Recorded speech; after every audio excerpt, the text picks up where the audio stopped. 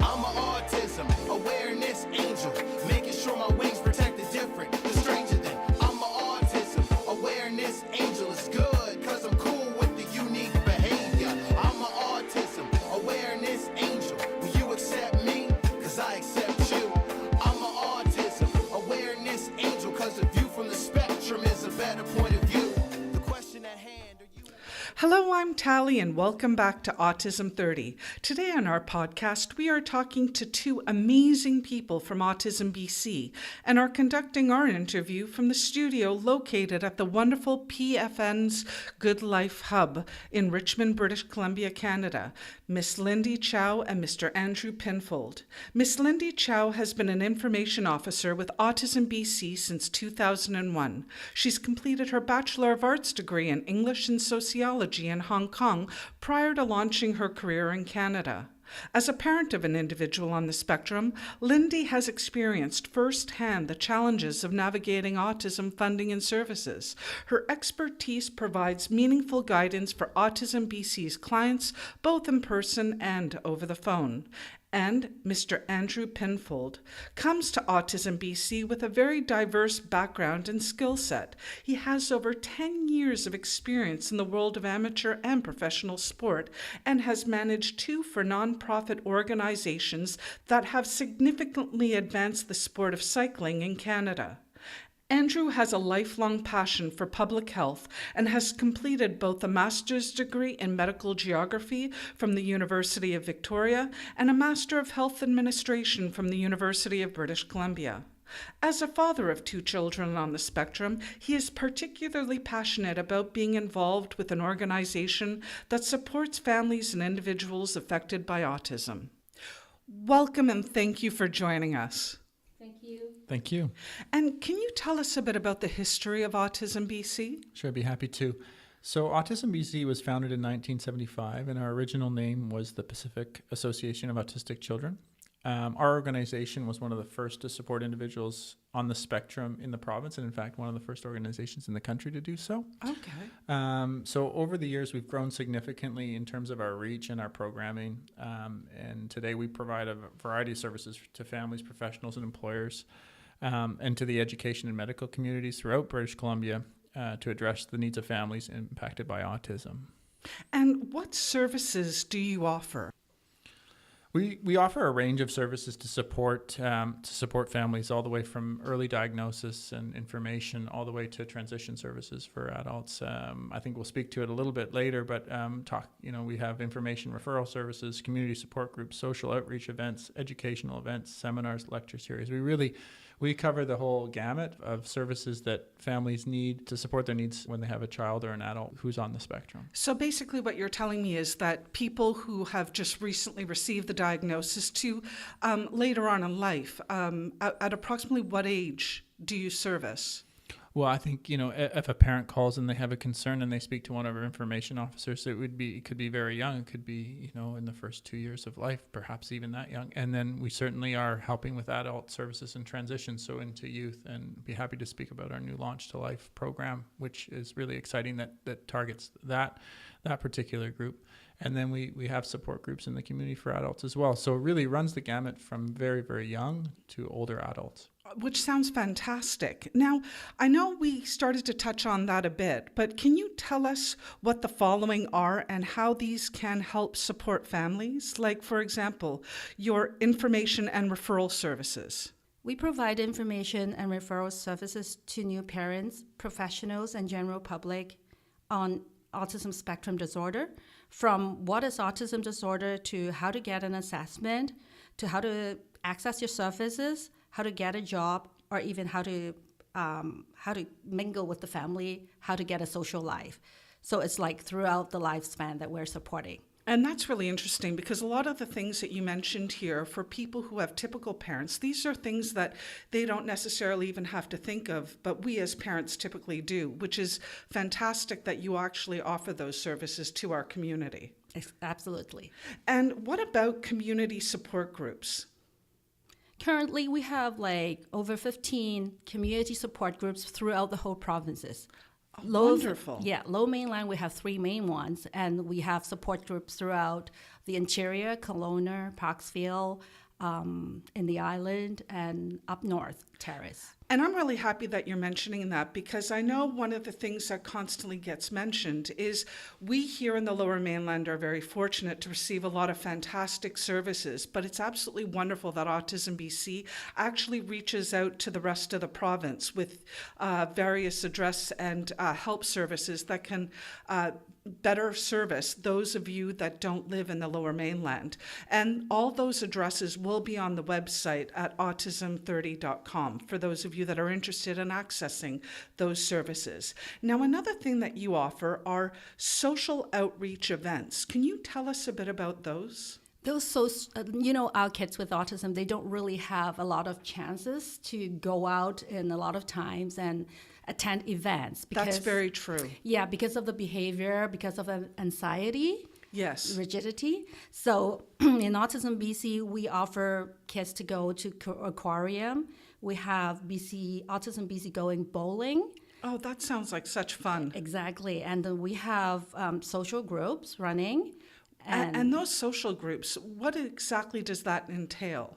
Well, the newest one that we actually sponsor, a girls' club doing that. You've heard of it, right? Yes, I've heard of it, and I know those of you that are interested. I know in our April 1st newsletter that group is mentioned, and I think for any girls out there that are interested to get in contact with that group, please do so, because I think it's a wonderful outreach for the girls in our community. Exactly. And hopefully we will have a boys club someday, and expand it to interior other communities as well. Which sounds fantastic. Exactly. Now, those social events also help our kids, because I know, as you typically said, our kids, in comparison to typical children, don't get the opportunity to attend as many social functions. And I think it's great that you offer that. Now, what about your educational events? We have BI workshops, and we have new parents workshop as well. And BI workshops we actually regularly run throughout the year, throughout the whole province, which is conducted by a BCBA licensed consultant. So for those of you that don't understand what a BI consultant is, can you please explain it? Actually, a BI consultant are board certified consultants, so they are really trained, have a master's degree, have so much experience with autism, and they do behavior therapy and they do behavior curriculum.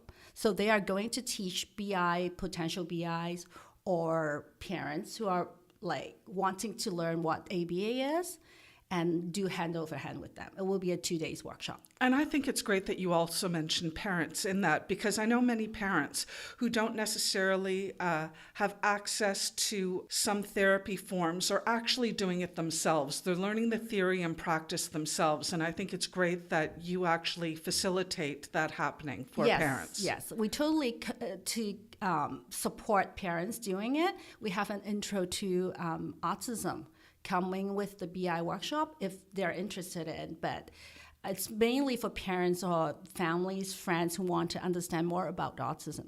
And I think that's great. Andrew, would you like to add anything to that? Yeah, I think one particular education program that's really exciting that we've just in the midst of launching is called aptly enough, the Launch into Life series, workshop series, which was developed in partnership with the Seneve Family Foundation out of Calgary. Yes. And essentially what it does is it provides important information for parents and children with autism to help prepare for adult life. And it starts in the youth years, so in high school or maybe just before. And it's delivered over four sessions, so yes. It's quite comprehensive, and it deals with 5 key content domains of health and well-being, education, employment and communication, social relationships, living skills, and self-advocacy. Yes. So it's a really exciting initiative because we it's recognized that transition is very difficult for lots of parents. Absolutely. And it's as much planning and goal setting that you can do with someone who has experience and can facilitate. So we've taken that curriculum and adapted it for BC and added a whole whack of resources into that. And so we're looking to deliver that really rolling that out in the province-wide beginning this fall. For a very nominal cost, and it's very comprehensive. So excited about that, and I think that highlights some of the education initiatives that we're bringing forth to really target areas that we see that there's a need in the community. Absolutely, because I know many of our community members and many parents feel that there's an awful lot that's available to early education for our children, but by the time they get to high school and further on, there's a concern. So I think it's great that Autism BC is actually doing something to address the needs of the province. And what about the summer reimbursement? What is that exactly? It's actually a funding that we provide families to send their individual with autism to summer camps or hire a support worker to go to summer camp with them. And it's solely through our fundraising effort. So for families who have hard time finding funding to send the kid to camp, or for adults who want to attend camps and don't have the funding, we'll subsidize them with the summer reimbursement program. Which sounds great. And what about your ticket giveaway? Ticket giveaways is actually a donation of tickets from Kids Upfront. Yes. And other organizations like theaters, sports game, movie, the organizers will donate tickets to our community, and through our society, we'll just distribute it to the needing member. Which great, because I know many resources that family have. They don't necessarily have extra resources to be able to send their child to such events, which I think is great that you actually are able to do that. And what about concern cards? We have these on concern cards that we'll give out to families who needs it. And for those of you that can't see the card, it says, "Thank you for your concern. This individual who has caught your attention has autism." I know many parents around the province carry these in their pockets because it saves an extra long explanation at the time that they're needed. And instead of going into a whole long paragraph. Exactly. We have members who run into problem if they have a meltdown, and the police will be involved, public will be involved, and at that time, the therapist, the parents, or people around the individual needs to deal with the behavior. So in order not to explain what's happening, yes. in order not, people won't call the police, these concern cards are really helpful. Yes, and unfortunately, it's unfortunate that we live in a society where we need the cards, and hopefully at some point we will come to a point where we don't need to carry the cards around, but I think the cards are an excellent tool for those people in current day society to carry around who need it. And it's wonderful that you offer them. Now, how does Autism BC facilitate autism awareness around? Well, I think we do it in a number of different ways. Whether it's attending autism-specific events and promoting what we do. We obviously are out in the community with our various community groups and promoting the education components and our seminar components that we do there. We're very fortunate now to have a presence in the PFN Center here in Richmond, which I think is bringing awareness to our organization and creating synergies in the community, which is very exciting. There's some initiatives that we're going to be partnering with them with, we're very fortunate to be here. So, I think we raise awareness on a number of different fronts. Also, I think our information officers do a fantastic job of we're one of the few organizations that, if not the only organization in the province that outside of ministry, resources that provide information to parents to pick up the phone, write an email, and we have a staff on hand to answer questions. So a great resource in that regard, and raising awareness to what we do to one-on-one to parents who call in with concerns. Which is absolutely great. Now, I wanted to ask, based on what we were talking about before, something you mentioned about summer camps. Can you please tell us what the summer camps are that you offer? That's actually an ABA summer camp. So it's specifically for ABA therapy run by ABA consultants. It's a 6 weeks long summer camp, and you can participate 1 to 3 weeks up to 6 weeks. So it's very therapeutic as well, and with huge support. So if people want to go to the summer camps, so typically at what point in the year do they apply to go? It's usually out for registration around May to June, and the Okay. summer camp will start in late July for 6 weeks. Excellent. And Andrew, something that you also said is about an information officer. Now, I know, Lindy, you are, so can you tell us what that role entails and what it is actually? We actually provide individual support to families and individuals, general public students. If you want any information from us regarding autism, be it statistics, diagnosis, services, assessment, counseling, we'll try our best to provide you with the information that we have. And if we don't have the answer, we'll refer you to the appropriate organization as much as we can. Which is actually great, and something that I think is absolutely wonderful is the fact that when you call you, for example, you actually clearly understand what the parent is going through. So it's not just a random person on the other end of the phone, it's somebody who actually understands what you're going through. Now, are your services free or do they cost money to access? It depends is the answer to that question. There are some services that are free of charge. Community groups, for example, and they may have a coffee group that has a nominal expense associated with them. All our programs are cost recovery. We're not out to line our pockets. No. And we know that we want to keep our programs as accessible as possible. So we do, for example, with the Launch to Life program, we keep that program as inexpensive as we can. And then there's also AFU funding that is available for some of our funding or some of our programs as well. So if parents want to use some of their autism funding towards it, they can. Which actually leads me to my question. Can you use the autism funding provided by the British Columbia government to access your services? Most of those, yes. But we would recommend you do a pre-approval application through the Autism Funding first before you actually register for it, so that they make sure that it's covered.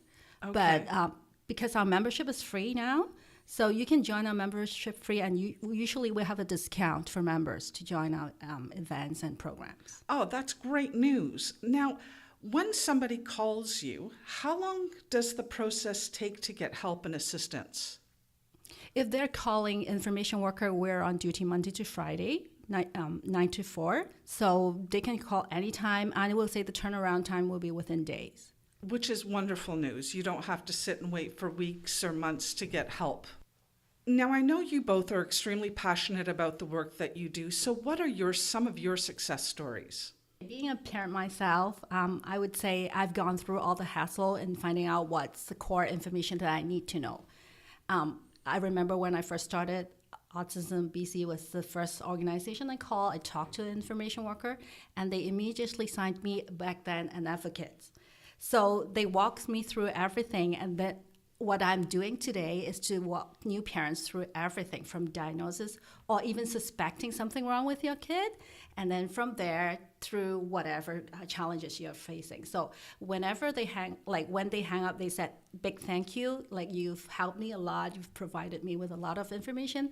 I think it's worth it." Yes, and I mean, it must warm your heart to do so. And Andrew, what about you?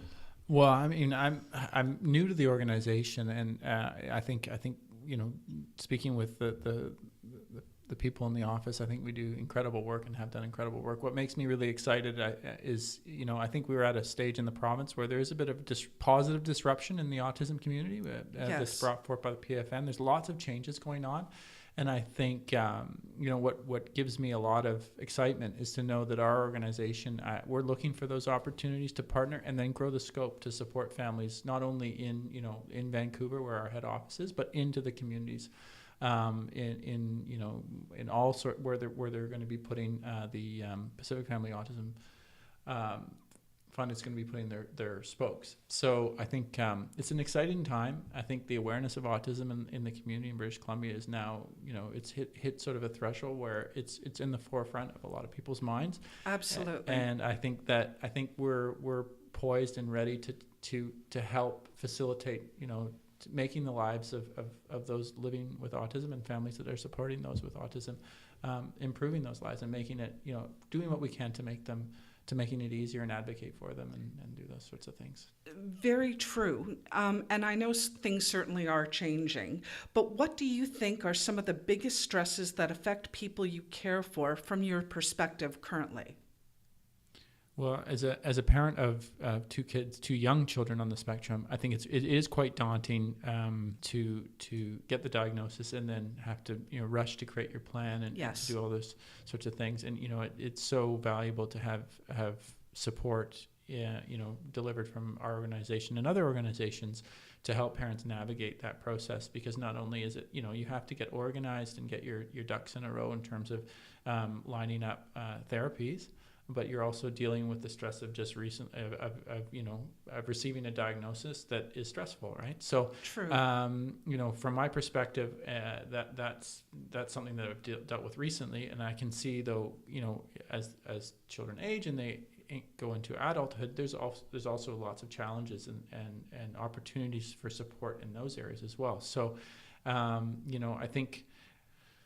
It's probably early days in some of the areas and transitions in adulthood. Yes. From what my understanding is it's not where we need it to be. But I think we're going to be working towards putting it where parents are navigating and adults are navigating the system more easily than they are today. Very true. And Lindy, what do you feel? Well, as a parent of an adult, I would say navigating a system is a major one, but also worrying about the future is another one. So when I'm at my job helping other parents, I know that I'm not only helping one person. Yes. I'm also helping the family, helping people around them, and helping the society, because you make awareness high so people understand what autism is. Yes. They will kind of work with us to help these individuals to reach their potential. So in your perspective right now, how inclusive is present-day society and what changes would you like to see? I think it's getting there compared with 20 years ago when There's I first. no question. It's improving, but And I know I've said this before. My child is much younger than yours, and we really stand on the shoulders of what you've done for our children. And things definitely have changed, or so I hear. So you can relay that perspective to us. totally, yeah. When we first started, there was nothing. If you tell people what autism is, people would think it's a kid hiding under the table. Yes. So they don't really know it's a spectrum disorder. Yes. You can be a rocket scientist, but you don't know how to cook. Absolutely true. Yes. So, yeah, making people know that it's a spectrum disorder is a major thing for us to kind of educate the public, and police, workforce need to know they don't mean to do it. I would say, yeah. I think the awareness is growing in terms of what Lindy was describing in terms of the spectrum of the disorder, and I also think knowing, going through the early diagnosis with both my children, I think from my own perspective anyways, I think the stigma that maybe parents would have attached to that diagnosis before is being subdued. I think there's less stigma. I think people are being more proactive, because I think now not just in the autism community, but the community at large is learning that therapies and treatment do improve outcomes. Very so true. The earlier that you get your child diagnosed. So from my perspective, from my own children anyhow, while the diagnosis was a blow, we did know that therapies have been shown to improve outcomes, and so it's there is a benefit to getting early diagnosis, and I think the stigma around it for parents to do that is diminishing, and so we're still not there yet. I think some parents are still apprehensive about disclosing whether their child has a diagnosis or even seeking a diagnosis because they're nervous about whether labeling or what have you, but. I think as the awareness grows that it's something that with treatment can improve. To what degree, it depends on the individual, but it can improve. So I think there's that growing awareness is improving. Absolutely. And I know, because you're here daily, what are some of the concerns that parents have that you see consistently, where parents address you? I think navigating the system is a major thing, because you don't call up one organization and find out what's available out there. So that's where we are. If you call us up, we'll let you know what is out there as a So whole. you are it. And if people do want to contact Autism BC, all the contacts will be on our webpage at autism30.com, so don't forget it. And is there anything that we have not yet mentioned about your wonderful organization that you'd like to address now?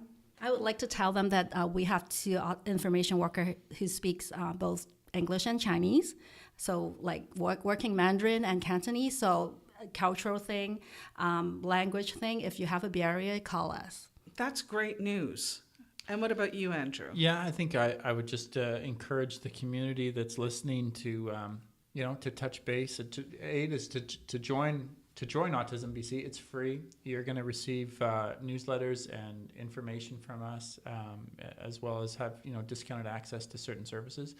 And look for some exciting initiatives that and partnerships that will be moving forward on, especially now that we're in the building here with PFN. So just sort of stay tuned and join Autism BC first of all, and Absolutely. then stay tuned.